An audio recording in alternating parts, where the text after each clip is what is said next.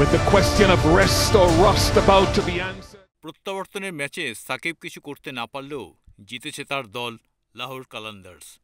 আর তাতেই বাবর আজমের পেশোয়ার জালমিকে বিদায় করে সাকিবদের নিশ্চিত হয়ে গেছে প্লে অফে খেলা। ৬ মাসেরও বেশি সময় প্রতিযোগিতামূলক ক্রিকেটের বাইরে ছিলেন বাংলার অলরাউন্ডার সাকিব আল হাসান, যে কারণে পাকিস্তান সুপার লিগে রবিবার পেশোয়ার জালমির বিপক্ষে অঘোষিত কোয়ার্টার ফাইনালে সাকিবকে একাদশে রাখবে কিনা লাহোর কালান্দার্স তা নিয়েই ছিল সন্দেহ।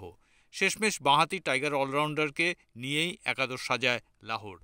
দল জয় পেলেও নিজের প্রত্যাবর্তন রাঙাতে পারলেন না সাকিব। ব্যাট হাতে গোল্ডেন ডাক হওয়ার পর বোলিংয়েও উইকেট শূন্য থাকা সাকিব ২ ওভারে রান দিয়েছেন ১৮। রাওয়ালপিন্ডিতে রবিবার বৃষ্টির কারণে ১৩ ওভারে নেমে আসা ম্যাচে লাহোর করে ৮ উইকেটে ১৪৯ রান। এরপর বোলিংয়ে নেমে সালমান মির্জা একাই ভেঙে দেন জালমির টপ অর্ডার।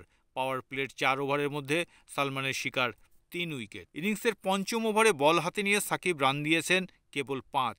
সাকিব নিজের পরের ওভার করতে এসে ১৩ রান দেন। আহমেদ দানিয়াল সাকিবের ওভারের দ্বিতীয় ও তৃতীয় ডেলিভারিতে ২টি ছক্কা হাঁকান। শেষ পর্যন্ত পেশোয়ার ৮ উইকেটে ১২৩ রানের বেশি করতে পারেনি।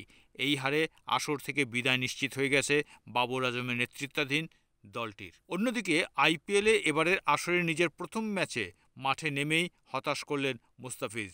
তার দল দিল্লি ক্যাপিটালস হেরে গিয়েছে গুজরাট টাইটান্সের কাছে।